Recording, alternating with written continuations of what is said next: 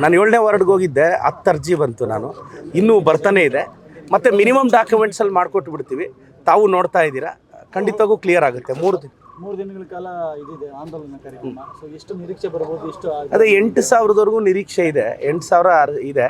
But ಅದೇ awareness, ಜನ ಎಷ್ಟರ ಮಟ್ಟಿಗೆ ಬರ್ತಾರೆ ಅನ್ನೋದು ಇದಿದೆ, ನೋಡೋಣ. ಅದು ಬಟ್ 90 ದಿನದಲ್ಲಿ ಎಲ್ರಿಗೂ ಬಿ ಖಾತಾ ಅಂತೂ ಮಾಡ್ಕೊಟ್ಬಿಡ್ತೀವಿ. ಸರ್ಕಾರದ ಆದೇಶ ಇದೆ. ಇದು ಯಾವ ರೀತಿ ಇತಿಹಾಸ ಸೃಷ್ಟಿಸಲಿದೆ?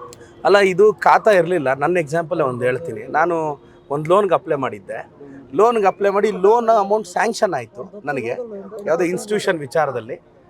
ಆದರೆ ಈ ಖಾತಾ ಇಲ್ಲದೆ 1.5 ತಿಂಗಳು 2 ತಿಂಗಳಾದರೂ ಅವರು ಅದಕ್ಕೆ ತಂದುಕೊಡಿ, ಖಾತಾ ತಂದುಕೊಡಿ ಅಂತಿದ್ರು. ನನಗೆ ಅವಾಗ ಅದ್ರ ಮಹತ್ವ ನನಗೆ ಪರ್ಸ್ನಲಿ ಅರ್ಥ ಆಯಿತು. ಈಗ ನಾನು ಯಾವುದೋ ಒಂದು ಕಷ್ಟಕ್ಕೆ ಲೋನ್ ಮಾಡೋಕ್ಕೆ ಹೋಗಿರ್ತೀನಿ ಬ್ಯಾಂಕ್ಗೆ, ಅವ್ರು ಖಾತಾ ಕೇಳ್ತಾರೆ. ಅಲ್ಲಿ ಖಾತಾ ಮಾಡಿಸ್ಕೊಳಕ್ಕೆ ಹೋದಾಗ ಆಗೋ ಅಪ್ಸ್ ಆ್ಯಂಡ್ ಡೌನ್ಸ್ ಇದೆಯಲ್ಲ, ಅದನ್ನ ಅರಿತೆ ನಾನು ಪ್ರತಿಯೊಬ್ಬರಿಗೂ ಅವ್ರದ್ದೇ ಸಮಸ್ಯೆಗಳಿರುತ್ತೆ. ಬ್ಯಾಂಕ್ ಲೋನ್ಗೆ ಹೋಗಬೇಕು, ಮತ್ತೊಂದಕ್ಕೆ ಖಾತಾ ಆಗಬೇಕು. 90 ದಿನದಲ್ಲಿ ಮಾಡಿಕೊಡ್ತೀನಿ. ಈ ದಶಕಗಳಿದ್ದಂಥ ಸಮಸ್ಯೆಗೆ ಮುಕ್ತಿ ಸಿಗುತ್ತೆ. ನೋಡಿ, ಗೌರ್ಮೆಂಟ್ ಆರ್ಡ್ರು 1 ಟೈಮ್ ಮಾಡಿದ್ದಾರೆ. ನಾವೆಲ್ಲ ಭಾಳ ರಿಕ್ವೆಸ್ಟ್ ಮಾಡ್ತಿದ್ವಿ ಸರ್ಕಾರದಲ್ಲಿ. ನಾವು ಆ ಸೆಷನ್ ಆದಮೇಲೆ CM ಸಾಹೇಬರು ಎಲ್ಲ ಸಿಕ್ಕಿದ್ರೆ, KBG ಸರ್ ಎಲ್ಲ ಸರ್, ಇದು ನಮಗಂತೂ ನಮ್ಮ ಚಿಕ್ಕಬಳ್ಳಾಪುರಕ್ಕಂತೂ ಖಾತಾದೇ ದೊಡ್ಡ ವಿಚಾರ ಸರ್, ಪ್ಲೀಸ್ ಸರ್ ಕನ್ಸಿಡರ್ ಮಾಡಿ ಸರ್ ಅಂತೇಳಿ. ಮತ್ತು ಮೊನ್ನೆ ಮುಖ್ಯಮಂತ್ರಿಗಳಿಗೂ ನಾನು ವಿಡಿಯೋ ಕಾನ್ಫರೆನ್ಸಲ್ಲಿ ಅಭಿನಂದನೆ ಸಲ್ಲಿಸಿದೆ. ಅವತ್ತು ಅವ್ರ ಜೊತೆ ನಾನು ಮಾತಾಡಿ ಕೆಲವು ಡೌಟ್ಸ್ ಇತ್ತು, ಏನು ಟ್ಯಾಕ್ಸೇಷನ್ ಅಂತ. ನಗರದ ಜನತೆಗೆ ಮತ್ತೆ ಹೇಳ್ತೀನಿ, ಯಾವುದೇ ಗೊಂದಲ ಬೇಡ.